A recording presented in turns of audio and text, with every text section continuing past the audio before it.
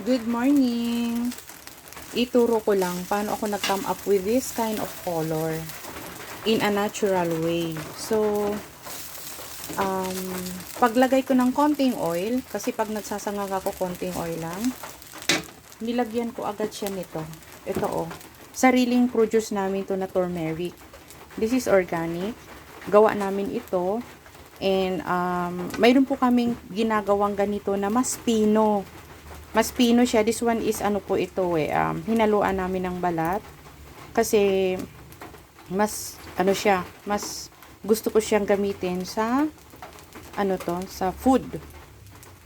Ayan, hindi ko siya totally binalatan. Ayan, yung pinujuice namin. But, yung mga pang bentang turmeric is, nabalatan po yun. Kaya, pwede na siyang gawing tea.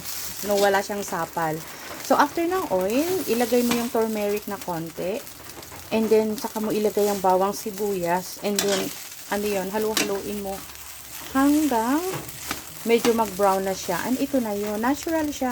Hindi na siya gagamit ng food coloring or anything. And yung lasa po niyan is hindi lasang luya. Ayan.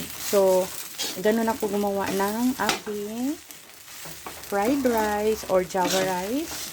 Pag gusto mong may kulay. Anything na pagkain na ginagawa ko with this. Ganyan ang ginagawa ko. I use turmeric. Organic po yan. Ayan.